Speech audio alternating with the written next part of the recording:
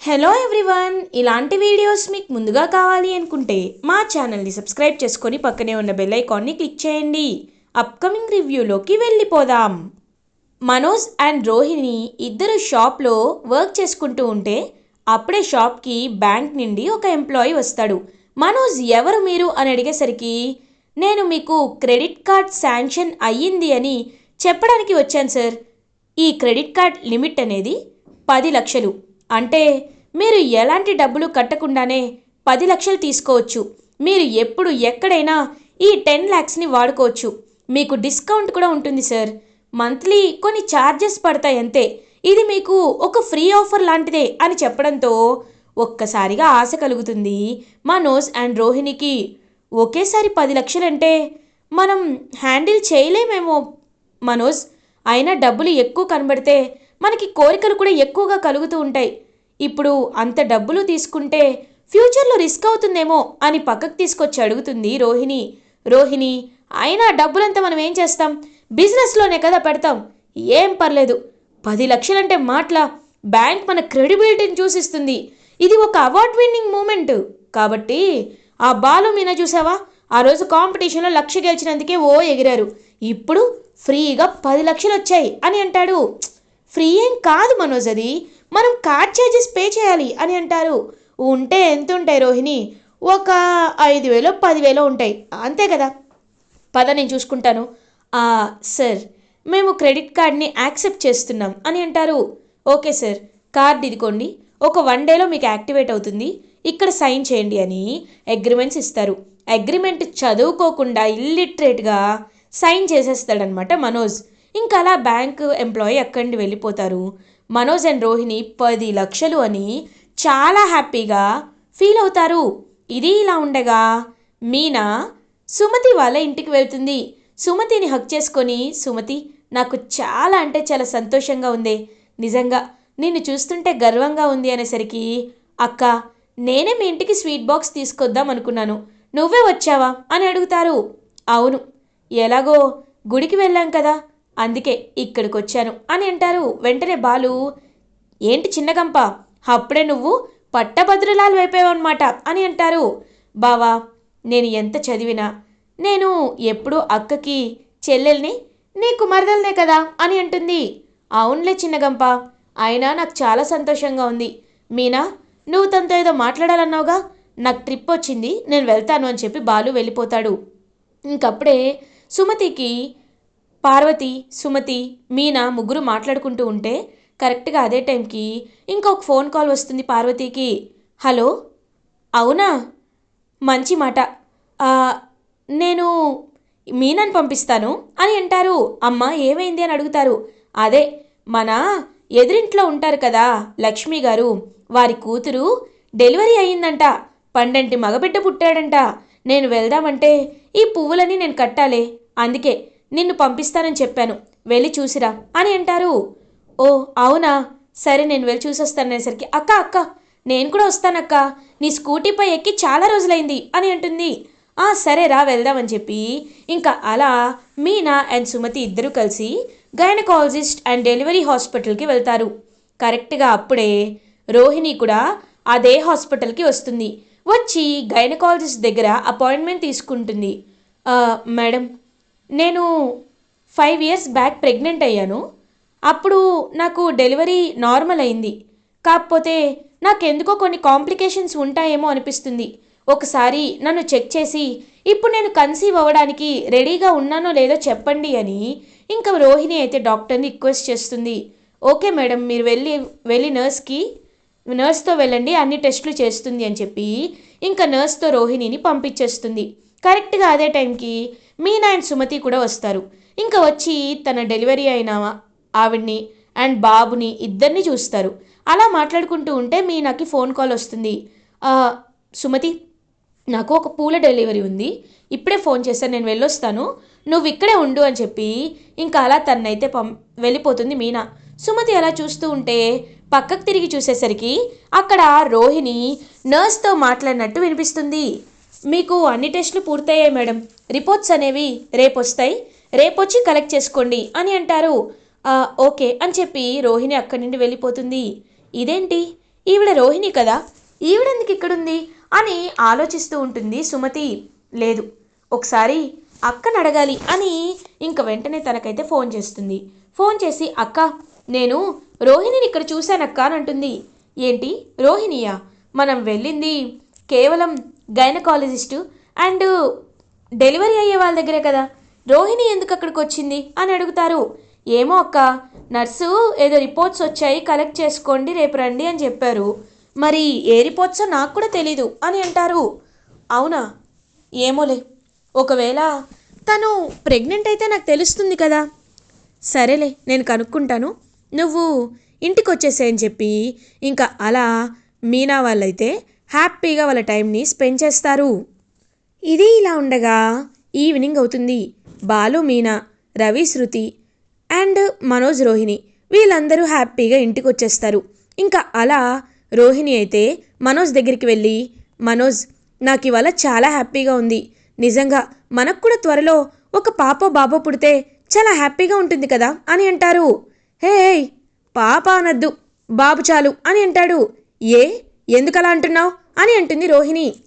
ఇప్పుడు ఆడపిల్లనుకో, కట్నాలు ఇవ్వాలి, ఎంత చదివిచ్చినా వాళ్ళు వేరే వాళ్ళ ఇంటికి వెళ్ళిపోతారు కదా, వెరీ వెరీ బర్డెన్.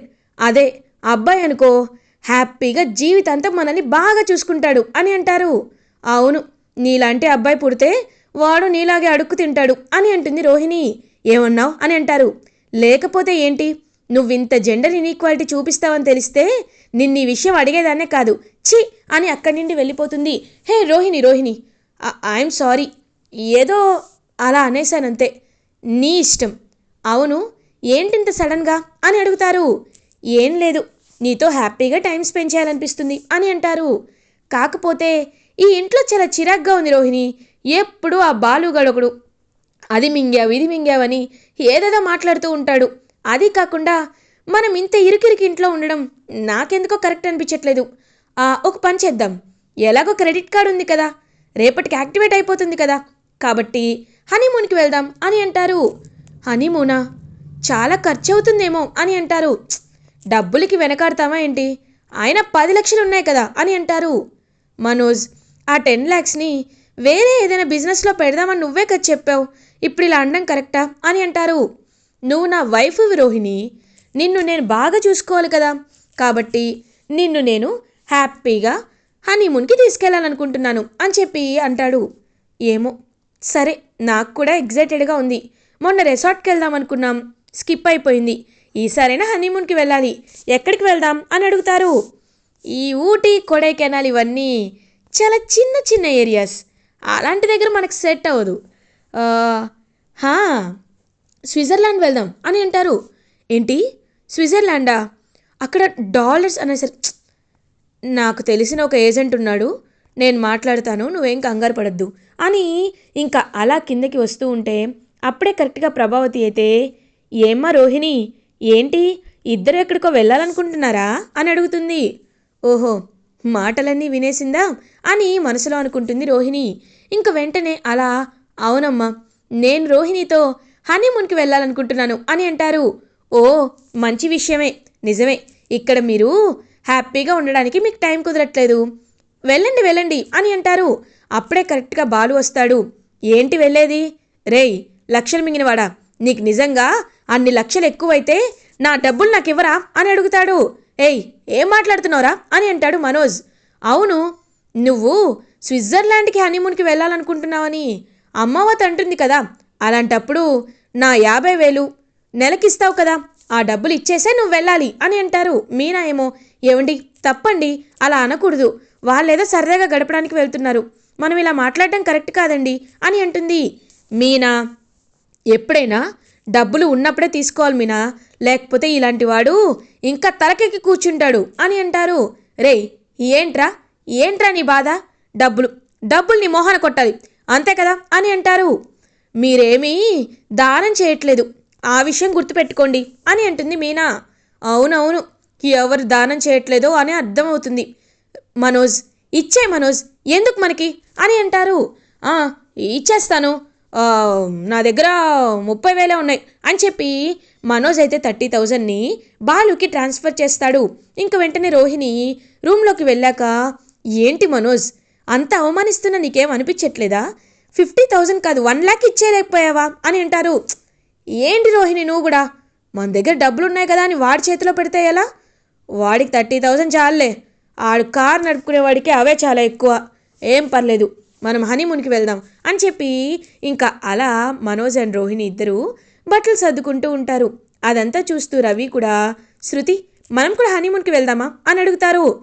నో, ఇప్పట్లో అలాంటివేమీ హోప్స్ పెట్టుకోవద్దని చెప్పాను కదా, నేను అడిగినప్పుడు వెళ్దాం అని అంటారు. నువ్వు చాలా డామినేటింగ్ అని అంటాడు రవి. నీకేం తెలుసు మా కష్టాలు, నువ్వు ప్రెగ్నెంట్ అవ్వు అప్పుడు నీకు తెలుస్తుంది అని అంటారు. దానికి దీనికి ఏమైనా సంబంధం ఉందా అని అంటారు. నీకెందుకు, నేను ఇప్పుడు వద్దంటున్నాను కదా, వద్దంతే అని శృతి అక్కడి నుండి వెళ్ళిపోతుంది. ఇది ఇలా ఉండగా మార్నింగ్ అవుతుంది. మనోజ్ అండ్ రోహిణి ఇద్దరు ఇంకా అలా ఎయిర్పోర్ట్కి అయితే బయలుదేరుతారు. ఇది ఇలా ఉండగా మార్నింగ్ అవుతుంది. ప్రభావతి తన డ్యాన్స్ ఇన్స్టిట్యూట్కి వెళ్తే ప్రభావతికి స్టూడెంట్గా ఉన్న ప్రేమ్ ఇంకొక 5గురిని తీసుకొస్తాడు. మేడం ఇదిగోండి మేడం, వీళ్ళు మా పక్కింటి వాళ్ళు, వీళ్ళకి మీ గురించి చెప్పాను మాస్టర్, కాబట్టి మిమ్మల్ని చూడాలి అంటే తీసుకొచ్చాను. రేయ్ మాస్టర్ ఎంత బాగా నేర్పిస్తారో తెలుసా, నేను జాయిన్ అయిన 2 రోజులకే నాకు కూచిపూడి వచ్చేసిందిరా, భరతనాట్యం అని అంటారు. ప్రేమ్ నువ్వు మరీ పొగుడుతున్నావు అని అంటుంది ప్రభావతి. అయ్యో గురువుగారు, మిమ్మల్ని పొగడ్డంలో తప్పులేదు మాస్టర్. రేయ్ మాస్టర్ చెప్పినట్టే అందరూ నేర్చుకోండి, ఇదిగోండి మాస్టర్, మీకు ఇంకొక 5గురిని కూడా తీసుకొస్తాను అని అంటారు. అయ్యో ప్రేమ్, ఎంత మంచివాడివి బాబు నువ్వు, నిజంగా నీలాంటి శిష్యుడు దొరకడం నా పూర్వజన్మ అదృష్టం అని అంటారు. అలా మరీ అనుకోకండి అని చెప్పి ఇంకా అలా వెంటనే అక్కడి నుండి అయితే వెళ్ళిపోతాడనమాట ప్రేమ్. ఇంకా వెళ్ళి తన గర్ల్ ఫ్రెండ్తో మాట్లాడుతూ ఉంటాడు. తన గర్ల్ ఫ్రెండ్ ప్రేమ్ మాట్లాడుకుంటుంటే ఒకరోజు అనుమానిస్తుందన్నమాట కామాక్షి. వదినా చూసావా వాడు ఆ అమ్మాయితో ఎలా మాట్లాడుతున్నాడో అనేసరికి, ఏంటి కామాక్షి నువ్వు కూడా, ఇప్పట్లో పిల్లలు ఏంటి అమ్మాయిలు అబ్బాయిలు ఫ్రెండ్స్గా ఉంటున్నారు, అయినా ప్రేమ్ కుమార్ చాలా మంచి అబ్బాయి, ఎందుకంటే చూడు ఒక్క రోజులోనే ఎంతమందిని తీసుకొచ్చాడో. ఇలాంటి అబ్బాయిని ఇప్పుడు మనం తిట్టామనుకో వాడికి కోపం వచ్చి వెళ్ళిపోతాడు, అలా జరగకూడదు, అలాంటి వాడు మన దగ్గర ఉండడమే మనకి కరెక్టు అని అంటుంది. ఏమో వదినా, నాకైతే వీడిని చూస్తుంటే ఏదో అనుమానంగానే ఉంది అని అంటారు. కరెక్టా? లేదు నాకు అలా ఏం అనిపించట్లేదు అని ఇంకా వెంటనే అలా అక్కడి నుండి అయితే వెళ్ళిపోతారు ప్రభావతి. ఏంటో ఎప్పటికైనా వదిన చిక్కుల్లో పడకుండా ఉంటే అదే చాలు అని చెప్పి ఇంకా వెంటనే అక్కడి నుండి వెళ్ళిపోతారు కామాక్షి. అలా కొన్ని డేస్ అయితే గడిచిపోతూ ఉంటాయి. అప్పుడే మనోజ్ అండ్ రోహిణి ఇద్దరు ఇంకా హనీమూన్లో చాలా 5 స్టార్ హోటల్లో ఉండి ఇంకా అన్ని కాస్ట్లీగా ఖర్చు పెడుతూ ఉంటాడు మనోజ్. అప్పుడే బ్యాంక్ వాళ్ళ దగ్గర నుంచి కాల్ వస్తుంది. సార్ మీరు అమౌంట్ పే చేయాలి సార్ అని అంటారు. అదేంటి, తీసుకున్న 1 మంత్ వరకు అమౌంట్ ఉండదన్నారు కదా అని అంటారు. లేదు సార్, మీరు మా అగ్రిమెంట్లో చూడలేదా, మీరు తీసుకున్న అమౌంట్లో 1,00,000 ఎబో యూస్ చేస్తే మీరు ఫీజు కట్టాలి సార్ అని అంటారు. ఓ అంతేనా, సరే పే చేస్తాను అని పే చేస్తూ ఉంటాడు. ఏంటి మనోజ్, ఆ డబ్బులు తీసుకొని దానికే పే చేస్తున్నావా అని అంటారు. మరేం చేయమంటావు రోహిణి, అంతే కదా అని చెప్పి ఇంకా అలా వాళ్ళిద్దరూ అయితే మళ్ళీ కలిసి వాళ్ళ ఇంటికి రీచ్ అవుతారు ఒక 10 డేస్ తర్వాత. సో అలా రోహిణి, అమ్మయ్య ఇప్పుడు నాకు చాలా హ్యాపీగా ఉంది, నేను అనుకున్న ప్లాన్ ఖచ్చితంగా సక్సెస్ అవుతుంది అని చెప్పి ఇంకా అలా ఆలోచిస్తూ ఉంటుంది రోహిణి. బాలు మాత్రం రాజేష్ దగ్గర నుండి రెంట్ తీసుకుంటూ ఇంకా డైలీ మొత్తం కష్టపడి పాపం అన్నీ సంపాదించుకొని తన డబ్బుల్ని తను కూడబెట్టుకొని ఇంకొక బిజినెస్ ఏదైనా స్టార్ట్ చేద్దాం, లేకపోతే మీనాకి ఒక మంచి షాప్ పెట్టిద్దామనే ఆలోచనలో ఉంటాడు. కరెక్ట్గా అదే టైంకి ఇంటికి పోలీసులు వస్తారు. ఒక్కసారిగా షాక్ అయిపోతారనమాట. వెంటనే అందరూ ఎందుకొచ్చారు అని అడుగుతారు. ఎందుకేంటి, వీడేదో మింగేసి ఉంటాడు అందుకే వచ్చారు అని అంటాడు బాలు. రేయ్ నువ్వు నోర్ముయ్, నేనేం చేయలేదు అని అంటాడు మనోజ్. అలా అయితే ఎందుకొచ్చారబ్బా అని ఆలోచిస్తూ ఉంటే ప్రభావతి, మీనా నీ వల్లే కదే నీ వల్లే కదా వచ్చారు, బండేసుకొని ఎవరినో వెళ్ళి గుద్దేసి ఉంటుంది, వాళ్ళు కంప్లైంట్ ఇచ్చారు అని అంటారు. అమ్మా కాసేపు మీ డిస్కషన్ ఆపితే వచ్చిన పని చెప్తాం. ఇక్కడ మాస్టర్ ప్రభావతి ఎవరు అని అడుగుతారు. ఒక్కసారిగా షాక్ అయిపోతుంది ప్రభావతి. నేనే, ఎందుకు అని అడుగుతుంది. పోలీస్ స్టేషన్కి రండి, అన్నీ చెప్తాం అని అంటారు. ఏం మాట్లాడుతున్నారు, పోలీస్ స్టేషన్ ఏంటి సార్ అని అంటారు సత్యం. చూడండి, ఈవిడ డ్యాన్స్ స్కూల్లో ప్రేమ్ కుమార్ అనే ఒక అబ్బాయి జాయిన్ అయ్యాడా అని అంటారు. ప్రేమ్ అని అంటారు. ఆ అబ్బాయి ఒక అమ్మాయితో పారిపోయాడు. పారిపోయే ముందు ఒక లెటర్ రాసిపెట్టి మా గురువుగారి సపోర్ట్ వల్లే మేము పారిపోయామని ప్రభావతి పేరు రాసిపెట్టారు. కాబట్టి ఇదిగో ఆవిడ్ని మేము కస్టడీలోకి తీసుకోవాలి. వాళ్ళు ఎక్కడికి వెళ్ళారో ఖచ్చితంగా ఈవిడికే ఐడియా ఉంటుంది, కాబట్టి ఈవిడ్ని మేము ఇంట్రాగేట్ చేయాలి అని చెప్పడంతో ఒక్కసారిగా మైండ్ బ్లాక్ అయిపోతుంది ప్రభావతికి. ఇంకా అలా ప్రభావతిని మొత్తం వాళ్ళ చుట్టుపక్కల వాళ్ళందరూ చూసే విధంగా అలా ఇంకా అరెస్ట్ చేసి తీసుకువెళ్తూ ఉంటారు. అందరూ చుట్టుపక్కల వాళ్ళందరూ గుసగుసలు పెట్టుకుంటూ ఉంటారు. ఇదేంటి ప్రభావతిని అరెస్ట్ చేసి తీసుకెళ్తున్నారు, అసలు ఏమైంది అని చెప్పి ఇంకా అలా అందరూ ఆలోచిస్తూ ఉంటే అదే టైంకి ప్రభావతిని మర్యాదగా చెప్పు, నా కొడుకు ఎక్కడా అని అడుగుతాడు ఆ వ్యక్తి. సార్ నాకేం తెలుసు సార్ అని అంటుంది. ఈలోపు ఆ అమ్మాయి వాళ్ళ ఫాదర్ కూడా వచ్చి మీరు బాగా బాగా డ్యాన్స్ నేర్పిస్తారని అనుకున్నాను, ఎక్కువ ఫీజు అయినా జాయిన్ చేశాను, అలాంటిది ప్రేమ అయినా నడిపిస్తారా అని చెప్పి ఇంకా బాగా తిడుతూ ఉంటే డబ్బులు కాసుపడి ఎంత పనిచేశాను, ఒరే ప్రేమ్ నీ వల్లేరా ఇదంతా అని చెప్పి ఇంకా అలా తిట్లు తింటూ ఇరిటేటింగ్గా చాలా బాధగా నిస్సహాయంగా పడి ఉంటుంది ప్రభావతి పోలీస్ స్టేషన్లో. ఇంకా బాలు మీనా ఇద్దరు కలిసి పాపం ఎలా అయినా ప్రభావతిని విడిపించాలి అని చెప్పి ప్రభావతి అక్కడ లైక్ ఆ ప్రేమ్ కుమార్ వాళ్ళ ఇంటి చుట్టుపక్కల వాళ్ళందరినీ ఫ్రెండ్స్ని వాళ్ళని మొత్తం కలిసి తెలుసుకొని అన్నీ ఇంకా సాక్ష్యాలతో సహా వస్తారనమాట. వచ్చి ప్రేమ్ కుమార్ ఆ అమ్మాయిని డ్యాన్స్ ఇన్స్టిట్యూట్లో జాయిన్ అవ్వక ముందు నుండే ప్రేమిస్తున్నాడు, వాళ్ళు పక్కా ప్లాన్ ప్రకారమే జాయిన్ అయినట్టు నటించి ఇద్దరు ఒక టైం చూసుకొని పారిపోయారు అని సాక్ష్యాలతో సహా నిరూపించేసరికి అప్పుడు ప్రభావతిని రిలీజ్ చేస్తారు. ఇంక ప్రభావతి బాలు మీనా వల్లే బయటికి రావడంతో తలదించుకుంటుంది. అమ్మావతి నువ్వేమీ తలదించుకోవాల్సిన అవసరం లేదు, నువ్వు నన్ను ఎప్పుడూ ఒక కొడుగ్గా అనుకోలేదు, కానీ నేను నిన్ను నా అమ్మగానే అనుకున్నాను, అందుకే నువ్వు జైల్లో ఉంటే చూసి తట్టుకోలేక బయటికి తీసుకొచ్చాను అని అనేసరికి ఒక్కసారిగా బాలు వైపు పాపం ప్రేమగా చూస్తూ ఉంటుంది ప్రభావతి. ఇలా ఎపిసోడ్ ఎండ్ అవుతుంది. ఫర్దర్ ఎపిసోడ్ రివ్యూస్ ముందుగా మీకు కావాలి అనుకుంటే మా ఛానల్ని సబ్స్క్రైబ్ చేసుకోండి. Thanks for watching.